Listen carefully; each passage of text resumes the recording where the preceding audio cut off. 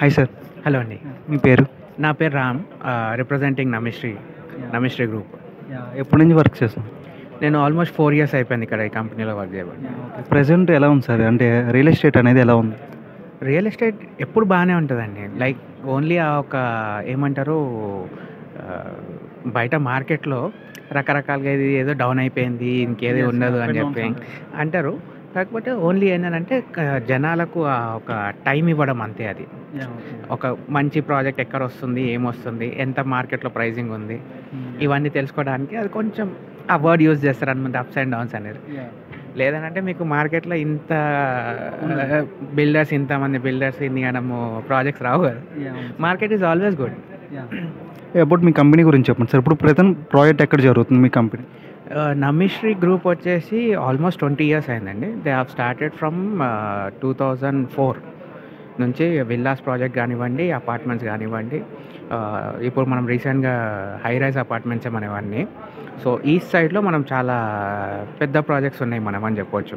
Like ఇప్పుడు మీరు వెంకల చూస్తున్నట్టయితే ఇది ఆర్యా అనమాట. ప్రాజెక్ట్ పేరు ఆర్యా, నాగోల్లో. ఇది G+25. ఇది టోటల్గా 625 units. ఇవి 5 towers వస్తాయి.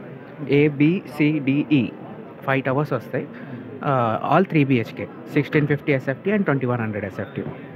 అలాగే చంపాపేటలో ఒకటి ఉంది. ఎల్బీ నగర్ నుంచి హార్డ్లీ ఒక 3 kilometers దూరంలో చంపాపేటలో ఒక ప్రాజెక్ట్ ఉంది. అది G+22, 504 units. అవి 2 BHK అండ్ 3 BHK. 2 BHK వచ్చేసి మీకు 1285 SFT.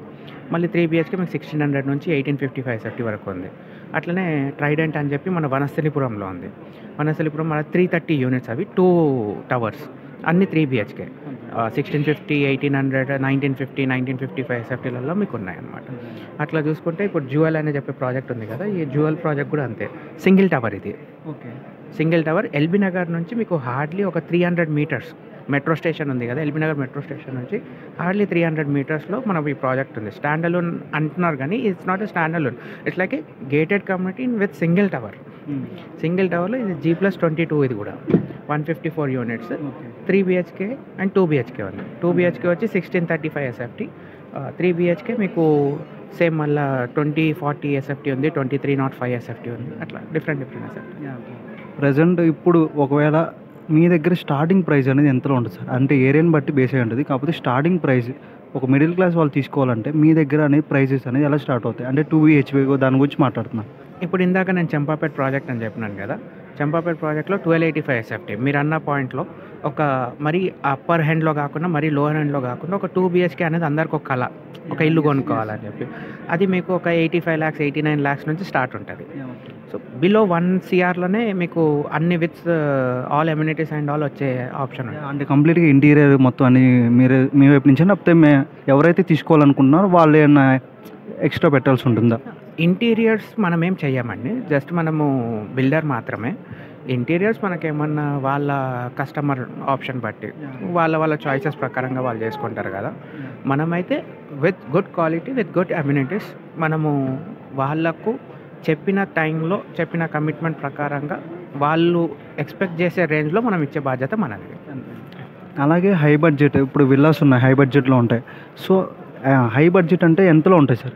హైయెస్ట్ వాల్యూ మీ దగ్గర మొత్తం ఇంకేం చూసుకునేటట్టు కాకుండా కంప్లీట్గా ఒక విల్లా అనేది ఎంత రేంజ్లో ఉంటుంది? హై రేంజ్లో అంటే చూడండి, ఇప్పుడు విల్లాస్ ప్రాజెక్ట్ మనది ఒకటి విలేజ్ అని చెప్పి సాతంరాయ్ విల్లాస్, ఇది మన శంషాబాద్ ఏరియాలో ఉందన్నమాట.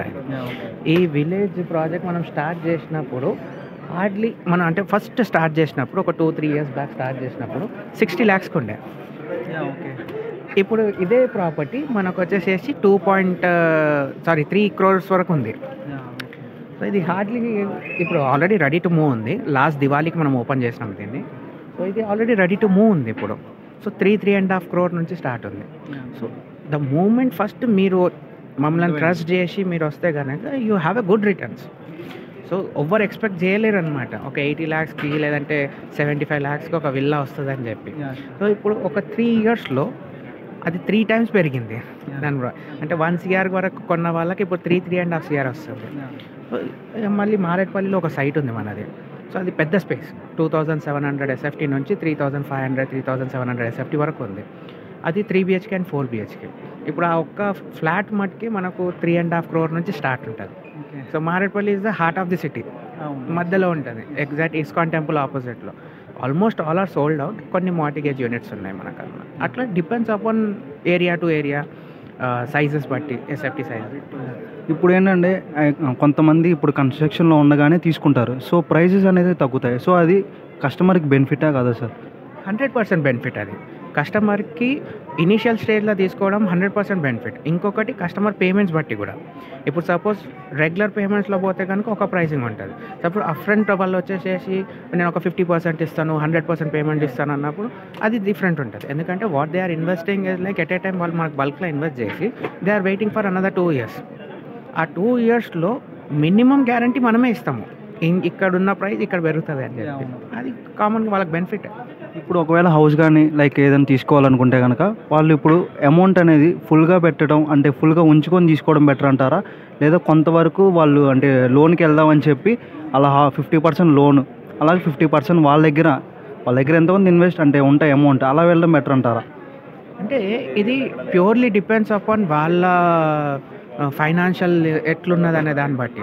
అంటే రిస్క్ బేస్డ్లో మనం చూసుకోగలిగితే సో హౌస్ అనేది చాలా మెయిన్, ఎవరైనా డ్రీమ్. సో వాళ్ళు రిస్క్ అవ్వకుండా ఇబ్బంది పడకుండా ఉండాలంటే వాళ్ళు ఎలా చేస్తే బెటర్ అని మీ సజెషన్?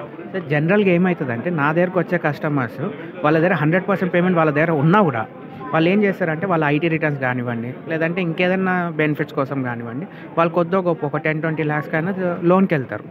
సో ఇప్పుడు ఒక్కరికి మనము ప్రిడిక్ట్ చేయలేము మీరు ఖచ్చితంగా ఇలానే వెళ్ళాలి.